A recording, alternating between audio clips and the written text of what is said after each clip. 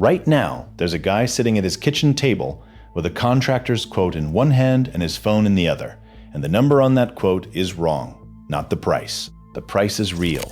What's wrong is that it's the most expensive way to cool his house, and the man who wrote it already knows that. There's a secret buried in this decision, and by the end, you'll know exactly what it is. Because cooling your home really comes down to three choices: window units, mini splits, central air. 3 systems, 3 prices, and over 10 years, the gap between the cheapest path and the one your contractor steers you toward is wider than the system itself costs.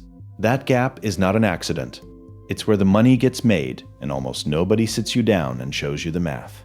So by the end of this, you'll know the real 10-year cost of all 3. The 4.5% lie hiding in the efficiency rating on every quote you've ever gotten, and the single thing inside your own house that flips the entire answer.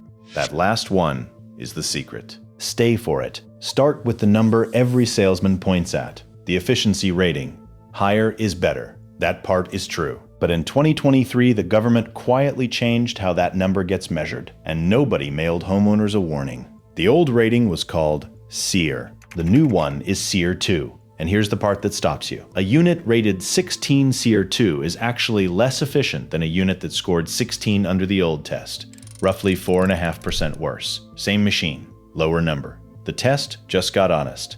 So when your father-in-law brags that his old unit was 18 SEER, he's quoting a number that no longer means what yours means. Your contractor knows this. He's counting on you not to. But the rating is the small lie.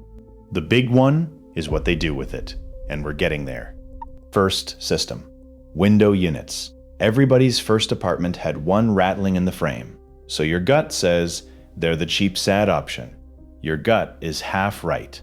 A good inverter window unit, something like the Midea U, runs about $340 and sips power somewhere near 1,500 watts. Put 4 of them in a 3-bedroom house, and over 10 years, including the 1 or 2 you'll replace because they only last 8 to 10 years, you're looking at roughly $7,000 all in. That is the cheapest 10-year number on this entire list. $7,000. Less than half of what central air will cost you. So why doesn't everybody just do that? Because they're loud, they block the window, they cool one room at a time, and no buyer wants to tour a house full of them. Quick gut check. Drop it in the comments. How many window units are humming in your house this summer? Tell me. I read them. But cheap and ugly isn't the secret. The secret lives in the 2 systems people actually argue about, and one of them is hiding something big.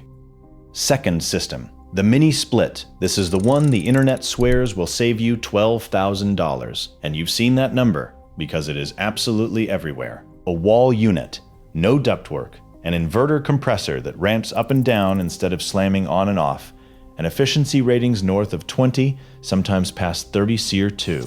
It is the most efficient way to move heat that money can buy. That part is real, and I'm not going to pretend otherwise. If you've made it this far, you already understand this channel doesn't tell you what to buy. It tells you what they hoped you'd never sit down and calculate.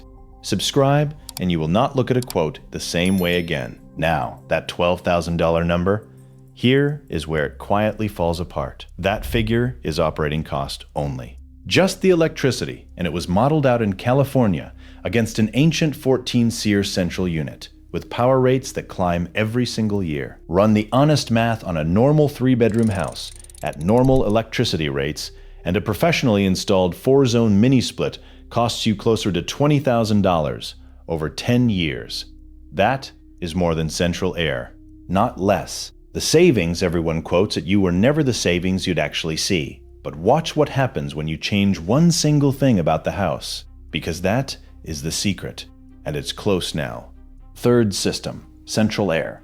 The default, 1 outdoor unit, ductwork buried in the walls, 1 thermostat, and the option most contractors push before they've even finished walking your house. On a home that already has decent ducts, it runs around $15,000 over 10 years, and honestly, it is the lowest hassle option of the 3. But central carries a quiet tax. Your ductwork leaks. That's not an insult, it's physics. The government's own Energy Star data says 20 to 30% of the air moving through a typical duct system escapes through gaps and bad connections before it ever reaches a room. you are paying to cool your attic every month. But Central still wins 65% of installs anyway, and the reason matters. Part of it is simple. Most homes were already built with ducts. But part of it is the piece nobody says out loud. A full central system replacement is where the manufacturer rebates, the dealer incentives, and the program bonuses all stack the highest. I'm not telling you there's a conspiracy. I'm telling you the economics quietly lean one direction, and it is not always yours. Which brings us to the thing I've been holding back. And before I hand it to you, there's one more thing that changed this year.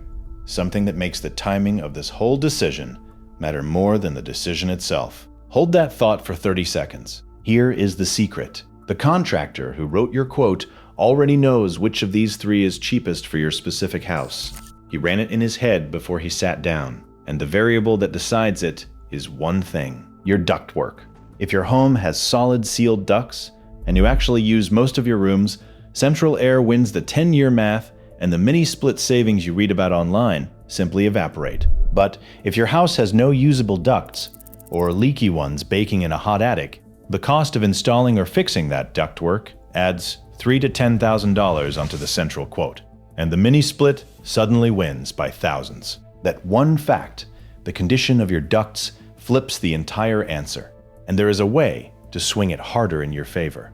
If you install a mini-split yourself, with a system like the Mr. Cool DIY, you cut $2,000 to $5,000 of labor, and you beat Central even with good ducts. So the question that protects you, the one to ask the man at your table, is this. Show me the manual J-load calculation and itemize this, quote, equipment, labor, and ductwork separately. If he eyeballed it, or he won't break it down, you already have your answer about whose savings he's actually protecting. And that other thing that changed, the federal tax credit that paid up to $2,000 toward a high-efficiency heat pump, quietly expired at the end of 2025. The rule was the system had to be running, not just ordered, before the deadline. A lot of homeowners are about to learn that the hard way on a tax return. So if a contractor is waving that credit around on a quote in 2026, that's your signal that he's either behind or hoping you are. So here is what you actually walk out with. Window units are the cheapest cash you'll ever spend, and the ugliest thing in the room. Mini splits win when your ducts are bad, your electricity rate is high, or you do the work yourself. Central wins when your ducts are good and your house is full. And yes, I just spent 10 minutes telling you the cheapest option is the one nobody wants to look at. I stand by it. The number on that quote was never the real number. The real number is the one they were betting you'd never calculate. Now you can. I personally think that's worth more than anything a salesman ever said on your kitchen table. YouTube thinks you'll like these 2 videos, so click 1. And if you made it to the end, subscribe.